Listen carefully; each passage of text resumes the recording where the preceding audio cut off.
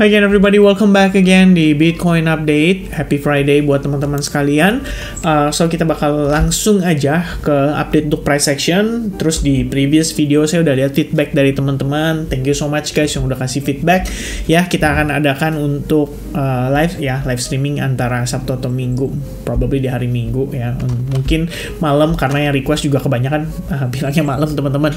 Ya, why not ya? Nanti kita coba untuk share kembali infonya ke teman-teman lewat Telegram or maybe lewat social media atau mungkin lewat salah satu update video yang saya lakukan di YouTube.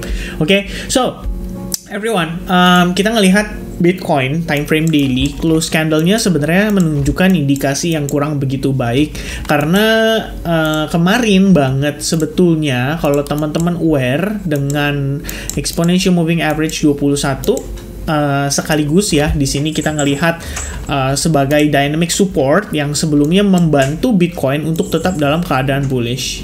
Oke, itu finally sudah berhasil di breakdown. Jadi note pentingnya tuh dari sana kalau buat saya sih ya. Jadi kayak bisa dibilang ini udah ngasih indikasi yang kurang begitu baik untuk Bitcoin di time frame daily. Kenapa demikian? Karena sebetulnya kemarin setelah kita close candle di hari Selasa ya di bawah EMA21, di hari Rabu kita ada upaya untuk sekali lagi recovery dan close di atas ya daripada EMA21. Ada upaya tapi disambut dengan rejection ya. Anda bisa lihat di sini tail candle merupakan rejection dari EMA21. Nah, kemarin juga sama teman-teman. Karena Bitcoin itu sempat retest sampai ke previous high yang ada pada tanggal 16 Juli 2023. And then you see another rejection, close candle dengan red candle dan di bawah level $30.000. Jadi jatuhnya di sini seperti konfirmasi semacam break and retest ya, break and retest. And then harusnya probabilitas untuk dia turun jadi lebih meningkat. Ya, saya nggak bilang pasti akan turun, tapi probabilitasnya menjadi lebih meningkat saja. Kemudian ascending broadening wedge yang terbentuk pada time frame daily, ya secara support line-nya sih sebenarnya sudah close di bawahnya. Tapi close-nya tuh menurut saya masih nanggung-nanggung ya, masih malu-malu karena teman-teman bisa lihat di sini bututnya juga masih banyak gitu loh, panjang ke bawah. Jadi anggapannya juga ya every time harga pullback selalu diusahakan untuk balik lagi close di atas gitu loh.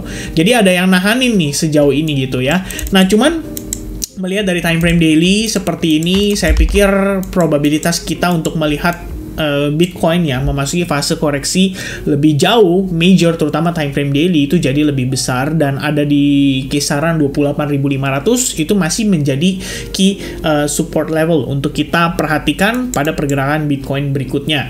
Nah, yang saya pengen highlight juga adalah di time frame monthly guys ya. Jadi mungkin sedikit unik ya, sedikit berbeda. Ini saya hilangin dulu deh semuanya ya, hide all.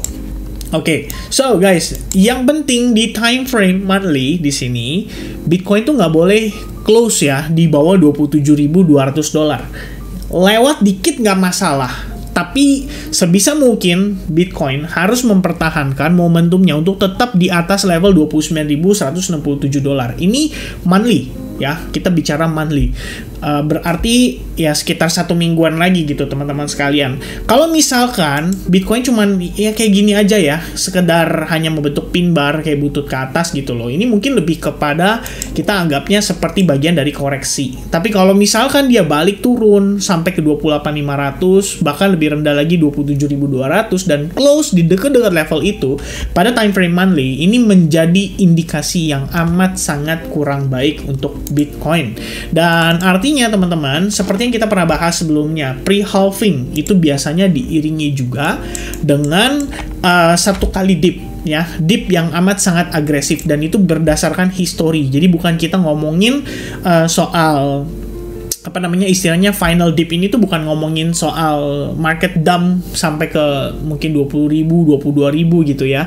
Tapi 27.000, 28.500 tuh menurut saya amat sangat possible. Dan ya kembali lagi melihat dari time frame daily, buat saya sih 27.000 sekalipun ya, even sampai 26.800 kalau dia cuma sekedar ngetil candle, nge-weak candle and then dia bisa balik recovery slowly dan close di atas 28.500, menurut saya itu nggak ada masalah sama sekali. karena kita masih membentuk yang namanya higher low. Jadi secara struktur Bitcoinnya tuh masih cukup oke. Itu aja mungkin pertimbangannya. Nah, dengan Bitcoin breakdown seperti ini, akan ada altcoins yang mengalami koreksi lebih jauh. Jadi ini sebenarnya bisa dimanfaatkan oleh teman-teman sekalian buat yang kemarin merasa ketinggalan terhadap koin-koin tertentu.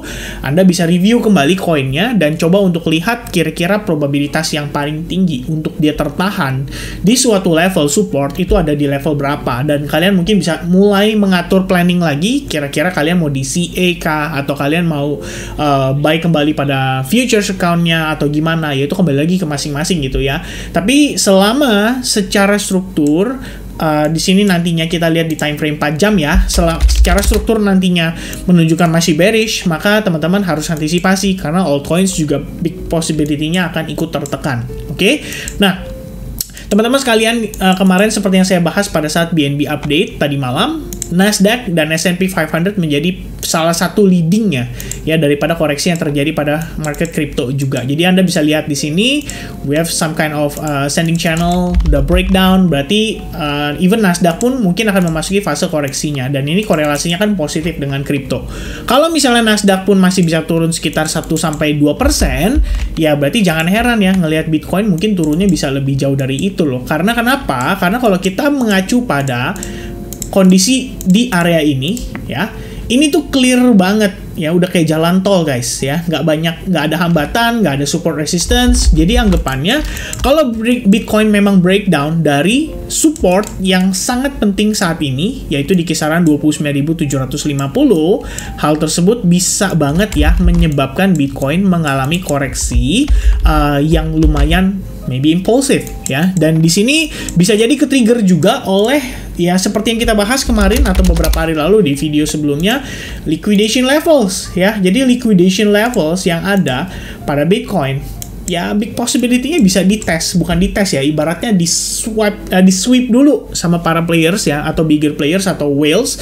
Jadi teman-teman lihat ini beban muatan long-nya kan masih banyak ya. Nah, ini sekalian dihajar-hajarin dulu gitu loh.